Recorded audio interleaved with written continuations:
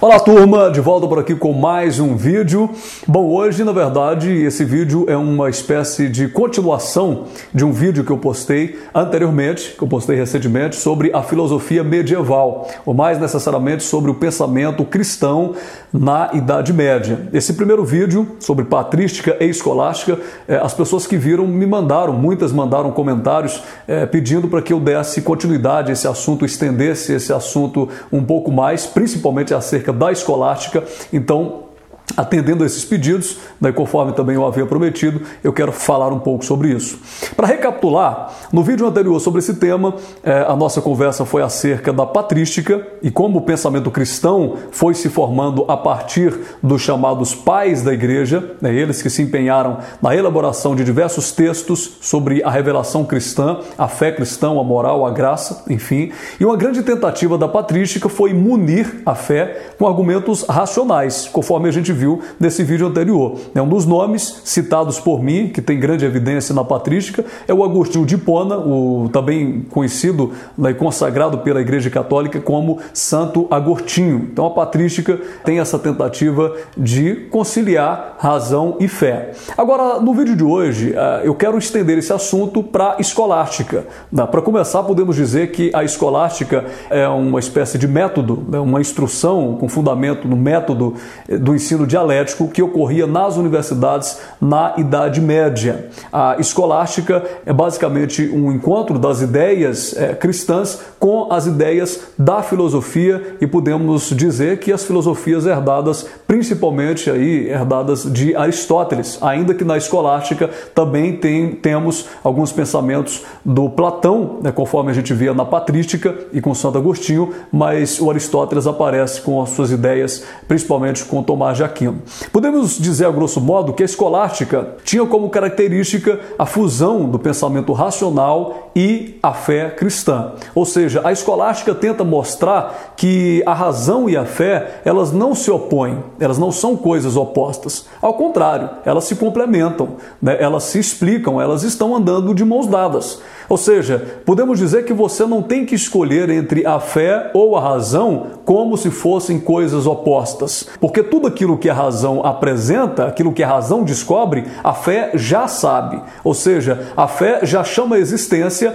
e a razão simplesmente acessa, através do conhecimento, das investigações, do método, acessa aquilo que a fé, de certa forma, já trouxe ou já chamou à existência. Um dos grandes nomes da escolástica, o Santo Anselmo, ele dizia basicamente o seguinte: não quero saber para crer, mas crer para saber. Isso, de certa forma, nos faz entender melhor o que é que a escolástica queria dizer. Ou seja, para o Santo Anselmo, não faz sentido você saber e só apenas depois de você saber, você crer. Porque aí, ora, já não é mais fé, é fato. Como aqueles que dizem, eu só acredito em Deus se alguém me provar aqui como 2 mais 2 são 4 que ele existe. Se ninguém me provar, então eu não acredito. Para Anselmo, esse pensamento perde completamente o sentido. Quando você diz que precisa ter todas as evidências primeiro, para depois você crer. Isso perde o sentido. Vou dar um exemplo aqui para facilitar.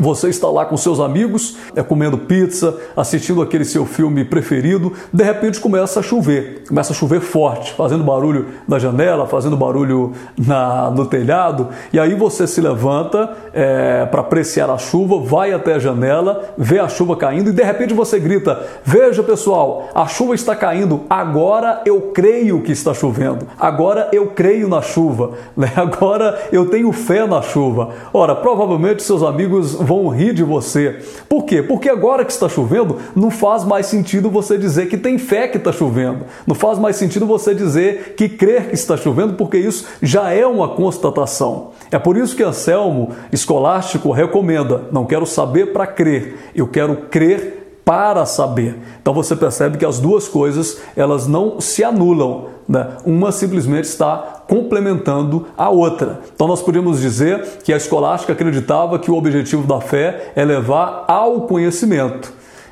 o objetivo da fé é justamente levar as pessoas ao conhecimento. A fé, ela não anula o conhecimento, ela te leva ao conhecimento. Quando você tem fé, você passa a ter mais conhecimento. Entre os nomes que nós podemos citar da escolástica, já citei Santo Anselmo, mas destacamos São Tomás de Aquino, que viveu no ano de 1225, e uma das suas contribuições foi fazer uma releitura do pensamento de Aristóteles, basicamente dando uma ênfase ao pensamento cristão. Provavelmente você, em algum lugar, já ouviu falar sobre o São Tomás de Aquino, que é um nome importantíssimo na escolástica. Ele desenvolveu, aliás, aquilo que ficou conhecido como as 5 vias ou as 5 provas da existência de Deus, ou seja, ele evidentemente acreditava em Deus e passou a querer entender e mais do que isso, passou a querer provar a existência de Deus.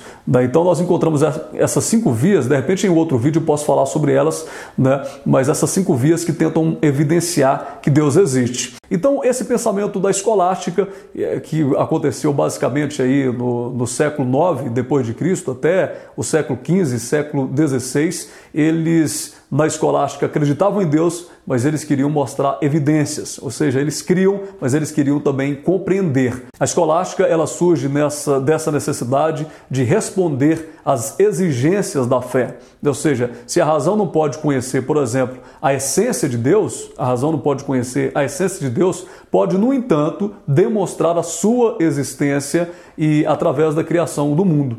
Pode mostrar a sua existência ou pode mostrar que o mundo foi criado, pode provar isso aí. Porque, obviamente, a razão não pode conhecer alguns mistérios, como é o caso da natureza de Deus, a essência de Deus. Isso está muito além da nossa compreensão. Agora, uma vez que você crê, a razão ela pode mostrar, pode evidenciar essa sua existência. Os ensinamentos dos escolásticos inicialmente eram ministrados em catedrais e posteriormente se estenderam às universidades. E você pode ter certeza absoluta que hoje nós devemos muito a esse pensamento de São Tomás de Aquino, de Santo Anselmo, de Santo Agostinho lá da Patrística e de tantos outros que contribuíram na filosofia medieval. Tá bom? Então esse é um rápido, breve resumo sobre a escolástica. Eu espero que tenha contribuído. Se você gostou do canal, clique aí no joinha, se inscreva, mande para os seus amigos e eu espero continuar contribuindo com você por aqui. Um abraço e tchau, tchau.